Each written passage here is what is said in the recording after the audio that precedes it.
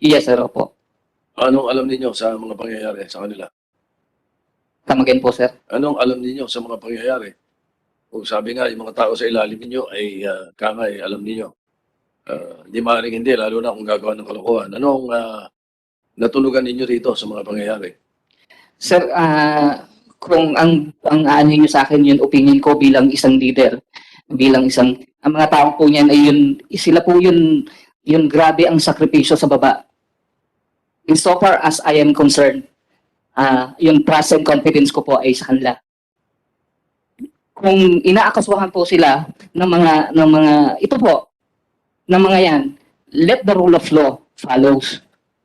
Pero in so far as I am concerned, ang tiwala ko sa mga yan, sir, sobra. Baka hindi niyo po alam yung war on drugs. Sobra ang ginawa ng mga yan. Kaya, Hindi natin pinag-uusapan yung war on drugs dito. Baka pag sinabi ninyong war on drugs, baka tokang ay bintang sa inyo. Hindi ganun pinag-uusapan.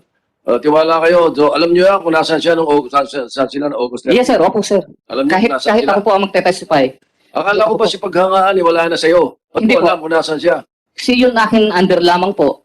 Si Sergeant Paghangaan, di ko po kayang... O yun na tinatanong na sinasabi nung isa eh. We're not asking for, tinatanong ko kung alam niyo may nangyaring kalokohan doon. All you can do is answer, say no. If you don't know. Bakit bibuild up pa? Sa war on drugs pa? Eh, may ICC problem na nga tayo sa war on drugs eh. Opo, sir. O, ano pinagayabang niya mga yan? Huwag ganun. Tinatanong namin kayo ng mahusay eh. Answer the question. Hindi pa pwedeng ganun. Parang nangyayari dito, palalabasin nyo yung 6 na babae, 4 na babae rito at yung 2 testigo kanina, lahat nagsisinungaling. Ay dahil tiwala ka sa mga tao mo. Hindi ganun. Akala ko ba rule of law? O, tingnan natin ang mga alibay. Alibay nung isa, napakahina, ang lapit niya eh. Alibay nung isa, iba sinasabi. Noong nangyaring dinukot yung, ano ang first name ni Lasco? Ang tawag po sa kanya, John Lasco. John. Opo, John Lasco. Doon sa bahay. Andun kayong 4. Yes po, bali 8 kami nandun. Lahat puro babae po. Puro babae. Yes po. 8. Yes. Ito ba yung insidente na sinabi mo na pati alkansya mo, binitbit ng Yes mga po. pumasok sa bahay? Opo. Anong nawawala sa inyo? Anong Lahat dinala? po ng Aside kay Lasco. Aside kay John Lasco. Yung mga losses niyo doon. Para may binitbit pa doon na Alahas, mga bags, bolt. bolt. Opo. Anong laman ng bolt?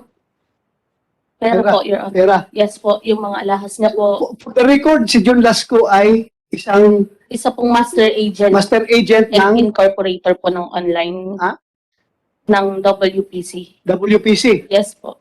online sabong. Okay. So, nung nandoon kayo, anong nangyari? Pwede mo ma-relate sa amin? Anong nangyari? Monday, August 30, nagsabi po siya na papunta na siya ng Manila kasi po, umuwi lang yun ng San Pablo weekend. Friday, Saturday, Sunday dahil may farm siya sa San Pablo, farm po ng mga manok na nag-aalaga po siya. Passion niya yan. Pag uwi naman po niya, first Mondays to Fridays, dito po siya, ahente po siya ng lupa, real estate. Broker po sila ng kapatid niya dito. Then, Monday, nung nagsabi siya, niyaya niya po ako mag-withdraw sa bank, sa BDO.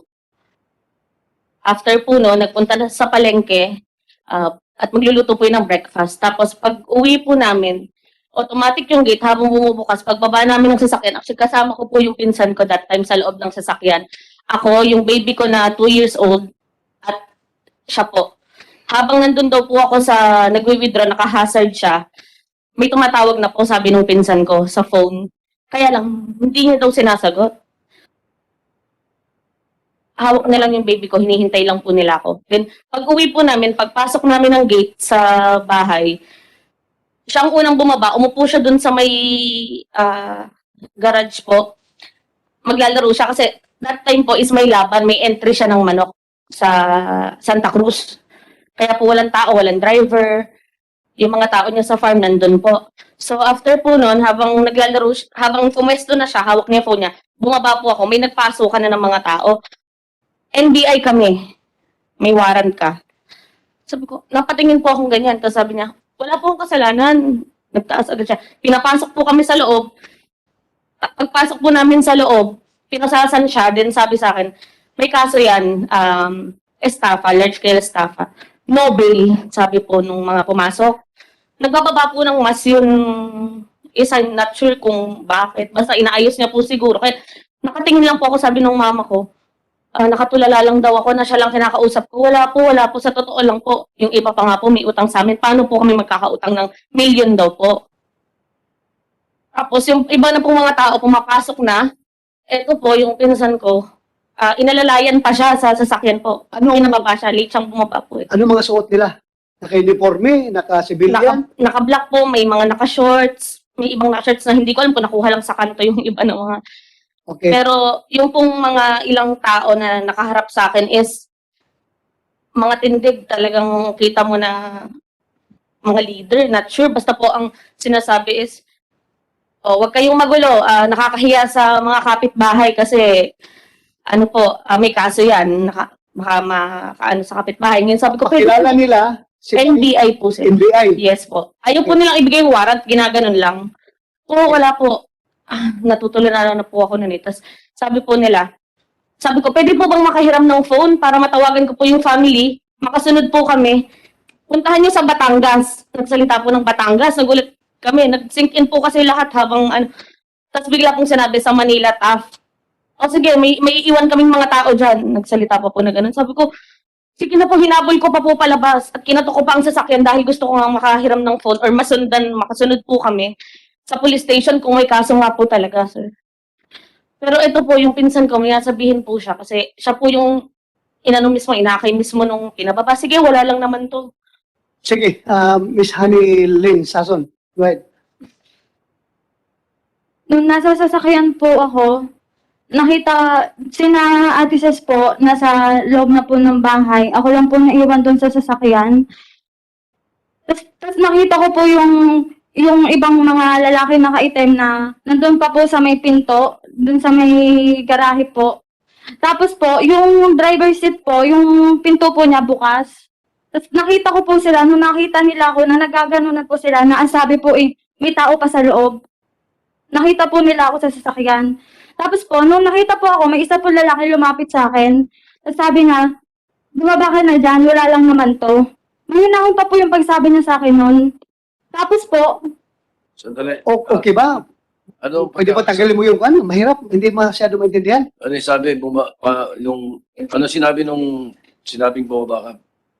sabi po niya na na bumaba ka na dyan, wala lang naman to. Sabi na po sa akin. Wala naman to. Opo, ayun po ang sabi. Tapos po, sabi ko, sige po, ayusin ko lang po to. Kasi inaayos ko po yung laruan ng pamangkin ko.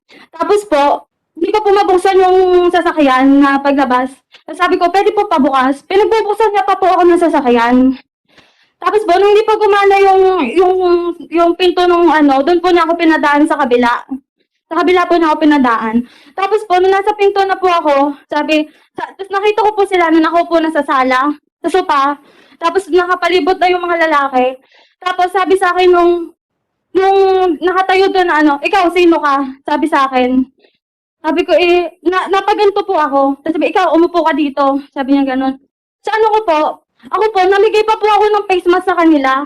Kasi po, yung mga kasama ko po sa bahay, wala pong face mask noon. Kasi po, yung pinsan ko po, si Ate Lynn po, positive po siya that time. Tapos po, nakita ko po, ba't po nasa sala? Positive po yun. Kaya po ako po, namigay pa po ako ng face mask. Para lang po, concern ko lang din po dun sa may pamangkin po kasi ako, mga bata pa po yun eh. Tapos po, nung kakaupo ko lang po ng sasakyan, may isang lalaking umano sa akin na, ikaw, ka dito. Pinapasok niya po ako sa kwarto. Tapos po, nung pagpasok ko po sa kwarto, nakita ko po sila na kalat-kalat na po yung loob ng kwarto. Yung mga nasa nakalatag na po sa higaan, kinukuha po nila. Tapos po, yung isa pong lalaki, pinadiretso niya po ako dun sa may lagayan ng bolt. Sabi niya po sa akin, ikaw, buksan mo to. Buksan ko daw po yung bolt. Pero hindi ko naman po alam yung password. Tapos po, hindi ko, pinipilit niya po sa akin na pabuksan yun, pero hindi ko po talaga alam yung password. Tapos yun po, Lumabas na po ako nun. Tapos dinala na lang po nila yung bolt. Binitbit yung buong bolt. Opo, binutbit po. Gaano kalaki? Mga ganito. Usong-usong pa nga po sila nun eh, paglabas ng kwarto. Ha?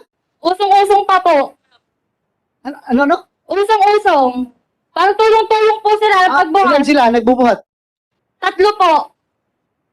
Makilala mo yun, nagbuhat ng gold? Makikilala mo? Makikilala ko po dito kung sino po yung nagpapasok sa akin ng kwarto. Nakilala mo? Opo.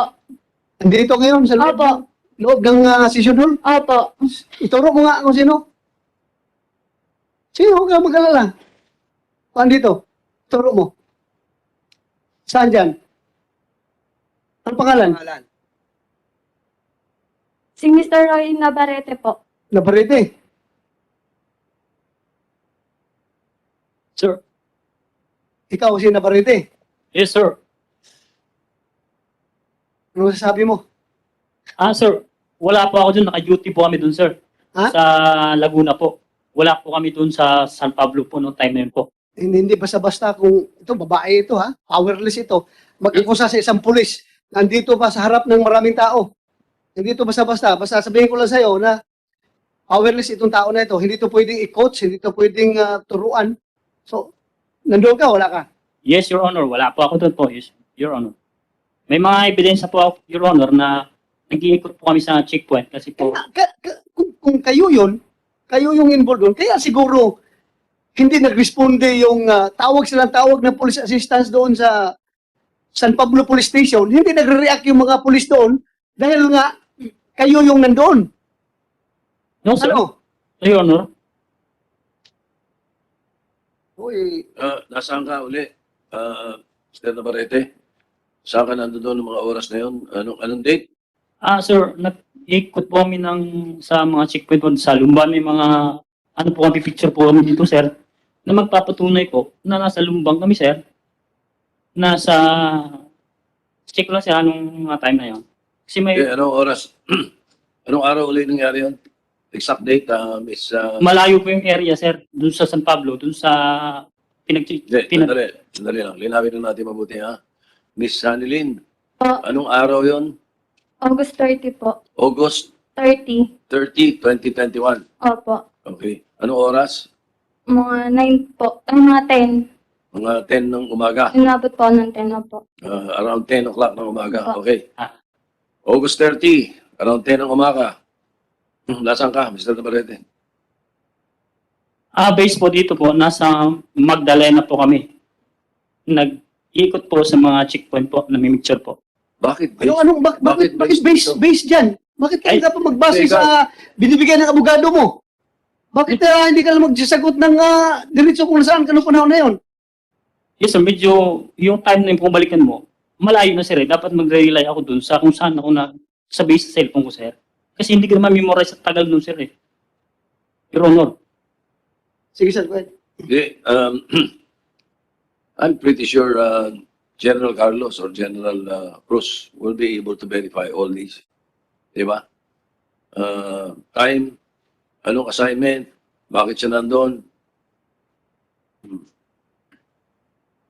Yes, Your Honor, we can check the actual detail of the Patrolman Navarrete. But right now, sir, I don't have the detail order of Patrolman Navarrete during that time.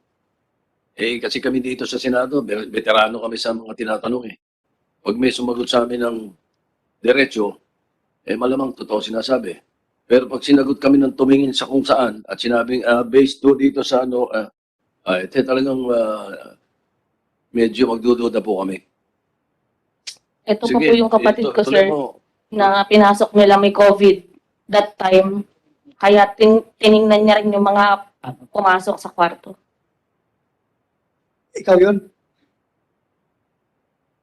Ako po yung naka-quarantine nung araw na yun. Kapatid po ako ni Princess Montañez. Okay. So, identify mo rin ito. Kaya kwento ko lang po yung nangyari. Ha? Yung pong nangyari. Yung nangyari. Opo. Tulog po ako ng araw na yon. Nagising po ako. May nagsisigawan na po sa sala. Akala ko po, nagtatalo po yung mag-asawa, si Boss John po at saka si ate. Tapos sabi ko, ano kaya yun? Tapos maya-maya po, tumayo na ako, narinig ko po parang ibang boses na po. Sabi niya, may ano ka, may kaso ka. Tapos bubuksan ko na po yung pintuan, bigla pong may pumasok pong dalawang lalaki. Tapos po, namukaan ko po yung isa doon. Namukhaan. Opo, Andito ngayon, opo. ituro mo kung sino. Si Roy Nabarit po. Nabarite. Opo, Nabarit. So dalawa na kayo nagtuturo kay Nabarite na pumasok doon sa bahay niyo. Ikaw, Ma'am Montanyes, Mama ni Ces at saka ni Ili. Mami. Opo. Right. Ako din po kasi tinawag niya po ako. Tapos tinanong niya po kung kaano-ano po ako ni John Lasco. Sabi ko, manugang ko po siya. Tapos tinanong niya ako, ano ka ba dito? Sabi ko, ako po ay kasambahay lamang. Hindi ko po sinabi na ako ang mother nila. Basta sabi, tapos tinanong niya po ako, pwede ba buksan mo yung vault? Sabi ko, hindi ko po alam yung password. Ang nakakaalam po ay ang secretary niya. Tapos sabi, pinaturo niya sa akin yung vault. Sabi ko, hindi ko nga po alam. Sino? Sino yung niya? Roy, si Mr. Roy Baronet. Nabarite. Opo. Pinapaturo niya yung... Yung vault, pinabubuksan niya po sa akin. Tapos? Sabi ko, hindi ko po alam yung password. Tapos? Namukaan ko po din yung mata niya. Ha? Yung mata niya po at taas niya. So, apat kayo nag-identify dito Opo, kay Nabarite. Yung pong pamangkin ko, siya din po yung kumuha sa akin. Yung pong lalaking yan. Ito po yung magkasamang Kami po ang magkasama ng pinapasok dun sa pamangkin ko, master's pinapasok bedroom. po kami sa kwarto. Nakakapagtaka lang po, alam nila lahat ng kukunin sa bahay. Grabe, inuna po nila yung kwarto namin. Paano po? As in, lahat ng gamit doon. Yung mga pictures po na talagang grabe yung Ultimo pong baboy, talagang sinaksak nila. lahat po ng gamit namin, 8 kami sa bahay, kinuha kahit yung mga wallet ko po, yung mga pera doon na nakasingit. IDs, lahat walang itinira sa amin. Bag So, ko po, kinuha din nila. Mga ID ko. Doon po nila lahat nilagay yung cellphone sa bag ko. 10 cellphone po yun, sir. Diyos ko, halos idinamay pa po nila yung tao. Roy Nabarite. Hindi ko po alam. Yes, sir. Ito, apat na babae ito nag-identify sa'yo. Yes, sir. Ikaw pumasok doon sa bahay nila. Pumuha sa... Kinuha ninyo yung si John Lasco. Tapos kanina, yung dalawang magkapatid din, ikaw rin tinuturo. What a coincidence. Ano tingin mo? Makukumbinsi mo pa kaya ako? Yes, sir. Ha? Makukumbinsi mo pa kaya ako na wala kang kinalaman dito? Na Yes. ito, sipalit na kaso ito, ha? Ikaw tinuturo ng 4. Isa lang na-identify ninyo. Itong si Nabarite lang. Actually po, nagsalita din po ako doon na may yung warrant, nagbigay ng warrant. Lahat po kami, alam namin yung shape, kasi nagbababa po siya ng shape, yung katawan. Kaya po, na-identify namin is, nung pinakita sa amin yung picture, is si Paghangaan po. Paghangaan. Saan si Paghangaan? Tumayo ka nga. Mayo ka. Anong ginawa niya? Lahat po kami kasi nung nagbigay ng pictures, Oh, wala pong alinlangan na tinuro namin. tinuro niyo siya. Opo. Pinakita ko rin po doon sa kasama naming minor sa bahay. Ganon din po. Gusto ko lang din po na after 7 months, ngayon po, makapagsalita siya at para lang po marinig din namin dahil siya lang may tao po doon nagsasalita na leader. Yun yung tingin namin. So, kasi sa taas, sa shape, sa katawan, gusto ko lang din pong makapagsalita din po siya. Senator. Opo. Yes po.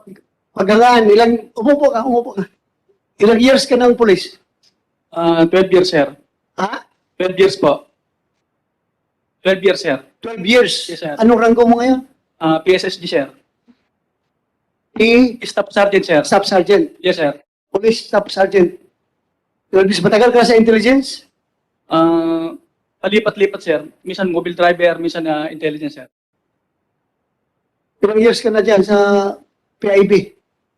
Almost 1.5 years, sir. 1.5 years. Yes, sir. Thank you. Paano mo na-remember? Paano mo na ano mo siya Nung na-identify? nag-report po ako sa police, Ha? Nung nag-report po ako sa police sa San Pablo, Okay? nandun po sa police report na sinabi ko po na mamumukaan ko that time kasi medyo, ngayon sinabi ko po din yung shape, kasi po nagbababa ng mask kung nagbigla po kasi magsisikin sa'yo pag bigla mong nakita yung tao, tulad po ni Honey, nag-ano sa kanya. Tapos, nung pinakita nga po sa akin yung pictures, na ituro ko. Tapos, nung pinakita ko sa kanila, lahat sila kinabahan. Kahit po yung kapatid ko umiiyak. Ba't, ayun yun ah. Kaya po, sabi ko, ba't pare-pareho kami? Ngayon gusto po namin makita in person. Talaga. At magsalita rin po siya. Kung marirecall pa po namin yun. Ano ba lang sinabi niya? Anong sinabi niya na warrant? Opo. Pakita? Ano yung sinabi? Yan, ginaganan lang po niya yung warrant. Sabi niya, may warrant kami, NBI kami. Okay, Mr. Chairman. Ano pangalan nila? Mr. Paghangaan, sir. Parganan? Paghangaan. Paghangaan po. Paghangaan. Okay, Staff Sergeant Paghangaan. Nasaan ka August 30? Then, Sir, nung August 30, 21, sir, nag-deliver po ako ng sabon, sir, sa Pila, Laguna. Meron po ako dito ang katunayan ng resibo, sir. Mga oras ng conversation namin, sir, sa text. Ng oras ay tumatama, sir, sa August 30, sir, 2021, 9:16 a.m., sir. Nag-deliver po ako ng sabon sa Pila, Laguna. Detergent powder po. Andito po yung cellphone ko, sir. Hindi ko po binubura ang conversation namin nung kausap ko, sir. Andito po, sir, yung resibo ko, sir. August 30, sir, 2021. anyway, is there a representative of the National Bureau of Investigation here? Si Director Listor is here? No. All right. Mr. Chairman, kung ako NBI, magwawala ako rito. Ginamit ang pangalan nyo eh. I'm sure hindi kayo natutuwa. And you will always be able to investigate the alibis being mentioned, di ba? All right, thank you. Thank you, sir. Ano pa po ang ma-share ninyo? Sige. Hello. Nung umalis po sila, yung leader po nila, may binanggit po siya na word. Ang sabi po niya na move out. Tapos nagganto pa po siya ng kamay. Move out. Opo. Sabi move out. Nagganon pa po siya ng kamay. Mga kwan yan, mga military term yan. Tactical terms yan ng military or police terms. Move out. Yan yung command pag mag-withdraw. Kasi tapos Withdraw or po, move out. tapos po yung pagsalita po niya nun, siya na lang po kasi din nung huling lumabas eh. Tapos sinundan po namin siya nung pinsan ko. Nangingi po kami ng cellphone. Tapos kinakatok pa po namin siya sa sasakyan. Hindi po niya kami pinapansin. Pinagsaraduhan pa po niya kami ng pinto ng sasakyan na napakalakas. Sir, doon po kami nagtataka na bumanggit sila ng Batangas. Puntahan niyo sa Batangas. Tapos biglang, Manila tough. Kaya kami, akala talaga namin NBI para mapuntahan. Masundan po. Kaya lang, wala na pong tumawag. Akala pa po namin is may ransom.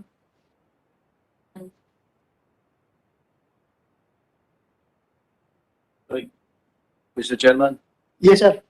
kay Princess lang, before the incident, Yes. wala bang nabanggit sa iyo yung mister mo na meron siyang problema sa pagiging master agent, sa trabaho, sa isabo? Basta Sunday night po is, tinatanong ko siya, may problema ba? Kasi hindi na po siya, feeling ko talaga may pakiramdam po ako na hindi na siya, ano yun, balisado, parang, Balisa siya. balisa. Okay. That day or the day before? Sunday Ilang araw po na, yun. yun lang araw na yun before. Opo, Okay. Sunday night. And may mga tumatawag sa phone sa kanya. Kaya lang, ano po yun eh, hindi, mas magsasabi pa yun sa ibang tao kaysa sa akin. Kaya po, sabi ko, may problema ka ba? Sabi ko sa kanya. Sabi niya, hindi, wala. Basta ang sinabi lang po niya sa akin is, i-clear niya yung name niya. Ayun. Doon na Clear po. niya yung name niya. Opo. And nagtataka din po ako kasi Monday, alam po ng mga papasok doon na umaalis na po siya ng Monday sa bahay. Umuwi na po siya ng Manila. Kaya po bago siya umalis, ayun, naunahan na siya. Nasaan na yung cellphone niya? Ayun po, wala pa rin hanggang ngayon. Kinuha lang po yung mga numbers. Kasama rin sa kinuha? Opo, lahat po. lahat cellphone namin sa bahay. Alright, thank you, Mr. Chan. Thank you, sir. Ano, okay na kayo? Sabi na niyo lahat? Maituro lang po sana kung saan nilagay, sir. Ha? Maituro lang po sana. Alam ko po may nakakaalam nito. Kung saan dinala, yun na lang po para matapos na tayo. Ituro niyo na lang para at least may closure. Ang hirap. Sobrang hirap nitong pinagdadaanan namin. Dahil pa po namin, hindi kami matayan. Araw-araw hanggang kailan po kami maghihintay. Ituro niyo na lang po. Alam kong may nakakaalam nito. Sige na po. May mga naiwan po eh. Sa ngayon, wala makapagturo sa inyo. Dahil yung May mga inaakusahan ninyo, scammer po. Senator, may mga scammer, may mga nagte-text, alam daw nila. May mga willing natatakot. Yung iba, pera. Diyos ko, kami na nga po yung biktima. Kami pa yung ginaganito. Grabe. Tapos ngayon, hindi po namin alam kung ano mangyayari sa amin after this. Kung matatakot ba kami? Security po ba kailangan namin? Ang hirap po nung kami na yung biktima. Kami pa yung nabubuhay sa lungkot, sa takot. Nag-uusapan po ng lahat. Ordinaryong tao lang po kami. Ang hirap po lumabas ng bahay na hindi mo alam na delikado kayo, mga kaibigan, wala. Umiiwas kahit sino dahil delikado daw. Kanino kami dapat mag-ingat, Senator? huwag po kayo mawalan ng pag-asa. Kaya nga tayo nag-imbestiga dito para mabigyan ng hustisya yung pagkawala ng inyong mahal sa buhay. Huwag kayong matakot. Kahit sino ng tao na yan na nasa likuran na pagkawala ng inyong mahal sa buhay, may buhay rin yan. Hindi rin matatakot rin yan. Pareho lang tayo, tao sa mundo. Dadaan lang tayo dito sa mundo. Kaya dapat huwag kayong matakot. Huwag kayong matakot. Sinasabi ko sa inyo, andito pa rin ang gobyerno. Kahit na part of the government yung akusado ninyo, ang ibang akusado ninyo ay mga membro ng Philippine National Police, hindi po sila ang buong gobyerno. Meron pa rin part ng gobyerno na maaasahan ninyo. Kaya huwag kayong matakot, andito pa kami. Witness Protection Program po ay i-apply namin kayo. Huwag kayong mag-alala. Andito si Senate President, hindi kayo pabayaan. Siya mag-firma ng request for... Tataka na lang po kayo yung piggy bank kasi talagang walang-wala talaga. Talagang inano nila, oh. May dugo pa nga po yun, hindi ko na alam yung piggy bank na yun kung nasaan. Kasi po, ginano nila yung pera, imbis na buhatin nila. Kaya, dumugo pa yung kamay nung isa. Grabe, kaya kailangan ng pera nung kumuha, pero sana ibalik nyo na lang po yung tao kahit kinuha nyo ng lahat. Yung tao po, yung buhay ng taong importante. Grabe. Tama yung sabi ni Senator De La Rosa. Matakot. Una, pag may nangyari sa inyo, alam na natin kung sino hahabulin. Hindi sila loko-loko, nagagalaw pa ng kahit ano. But anyway, we'll make sure. I'll order the Sergeant at Arms to give you security doon sa inyo. Thank you po. Hanggang hindi natin nasusolve itong asunto na to. Yung mga naririnig kasi natin, medyo baka gustong pagbutihan ng mga... Naitulong din naman po si John Lasco sa part ng online kaya humihingi rin po kami ng tulong sa mismong head niyan. Kay Mr. Ang. Kay Mr. Ato. Baka po sakaling matutulungan niya rin kami. Oo. Sir. Well, kung ano may tutulong sa pamilya, tutulong naman kami. I mean, Pati sa naman sa... pag ano, investigation. sabi na tutulong kami sa inyo. Wala naman. Maraming salamat, Mr. Atungan. Para maibsan naman yung kanilang kalungkutan. Yung pong amin ni John Lasco, nandito din po gusto din. Ha? Yung mother po ni Ricardo Lasco. Yes po, ma'am. May gusto kang sasabihin? Gusto ko palang pong malaman, masabi doon sa mga kumuha sa aking anak. Hindi mo siya masama. Nagtatrabaho lang po siya. Ang kinabubuhay namin hindi sa talpak. 2 years pa lang. Dati na kaming meron. Nakakaraos kami sa buhay. Passion niya lang yung pag-alaga ng manok. Kaya sa mga taong kumuha, may magulang din kayo. May anak din kayo. Bakit ganon? Kinuha niya yung anak ko. Hanggang ngayon, nagdudusa ako. Masakit. Masakit sa isang ina na nawala ng anak. Linggo pa lang noon, tinawagan ko si anak. Mag-iingat ka. Opo, mami, wala naman akong kausap na mga ano. Yun lang po ang masasabi ko sa mga tao kumuha sa aking anak. Napakalupit niyo. Wala kayong puso. Bakit ganun? Sana sinori niyo na lang yung anak ko.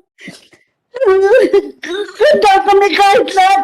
Ibigay namin yung aming kabuhayan. Mabalik lang yung aking anak na buhay. Pero wala. Lahat kinuha niyo. Isa't kalahating buwan pa lang yung anak niya. Lahat kami ang nabubuhay sa kanila dahil nagagatas, naglalahat. Tulong-tulong kaming mag-iina. Gano'n kasakit sa isang yung pamilya, gawin niyo yung gano'n. Pero rin lang naman ang anak niyo. Sana magpadagdag na lang kayo. Kaya pa rin ang kailangan niyo, di ba? Buhay ang inuha niyo, hindi na may babalik. Napakalupit niyo. Yun lang ang masasabi ko.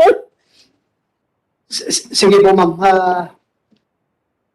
Hindi po tayo hinto dito sa ating investigasyon. Hanggat hindi natin ito matapos.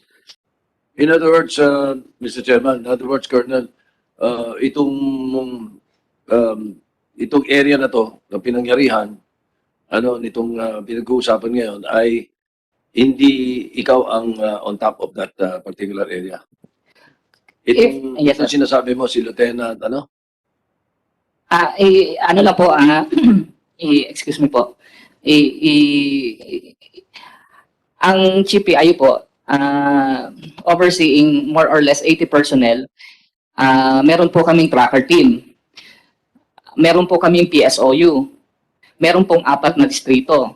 As well as the office personnel. More or less 80 personnel, ako po yung nagsusupervise ng more or less 80 personnel. So, hindi ko po kakayanin talaga lahat yon. So, lahat po ng district team o lahat po ng team ay meron po talagang designated na officer.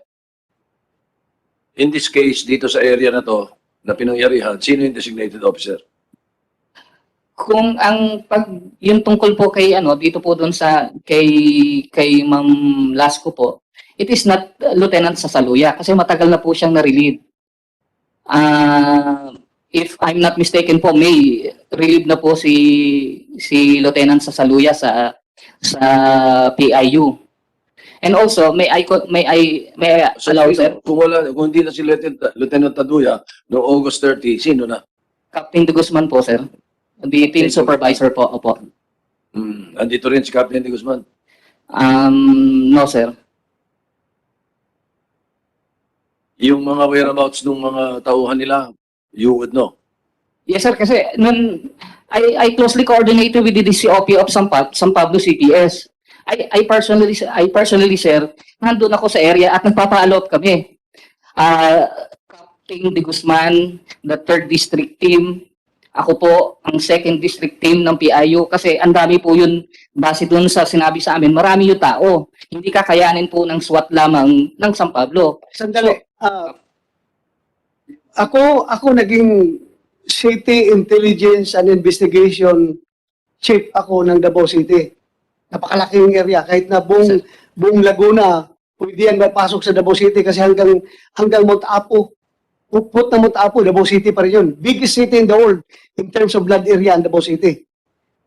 Pero, kung may gagawing kalokohan yung aking mga tao sa intelligence, sigurado mamumonitor ko. Ikaw ba, kung may gagawing kalokohan ng mga tao mo, blind ka pa rin, hindi mo maalam? Alam ko, sir. Alam ko po. Alam mo? Opo. So in this case, dalawang cases. Itong kaso ng pagkawala ni Lasco at yung kanina, yung dalawang magkapatid, ini-implicate itong mga tao mo sa Provincial Intelligence Branch. Ano masasabi mo ngayon? Sir, si Staff Sergeant Paghangaan po is not assigned in intelligence at branch of the Laguna PPO. Hindi po siya assigned. Saan siya assign pala? Assign po siya sa Binyan CPS. Kaya nagtataka po ako, ni-implicate dito yung PIU na hindi naman po siguro former PIU po si Sergeant Paghangaan. Oo. Pero PIU siya. So, Pero naging matagal- PIU siya. Opo, sir. Matagal na po siyang wala sa PIU po, sir. So at that time, Mr. Paghangaan, yung time na nawala si June Lasco, nasaan ka noon? Anong assignment mo? Sir, sa ano po ako, Binyan City Police Station, sir, Laguna PPO, sir. Binyan City Police Station, sir. Laguna, sir. City Police Station. Yes, sir. Andun ka? Sir, nung time po na yon, off duty po ako nung August 31 August 30, August 30. 2021, sir. Nag-deliver po ako ng sabon, sir, noon. Mayroon po akong mga original na resibo, sir. Conversation, sir, ng text message sa amin, sir, nung na-order, sir. Pwede ko po bang bigyan yung family, sir? Para makita po nila, sir, yung date, Saan yung nag-deliver ka? Sir, sa Pila, Laguna, sir. Pila. Pila, Laguna, sir. That's 41 minutes away from the crime scene. The alibi is very weak. I'm sure, sabihin ng mga abogado. Anyway, so hindi ka na pala sa PIU. Si Patrolman Navarrete, Colonel. Excuse me, sir. Mag-swear muna si Kwan. Si ay, hindi pa pala ito nakapag-swear. Sir, paghangaan, please. Pati si Paghangaan. Dalawa na po kayo. Sino pong ano? Hindi pa daw, sir. Oo. Do you swear to tell the truth, the whole truth, and nothing but the truth in this investigation? Thank you. Please take seat. Sige, sir. Continue.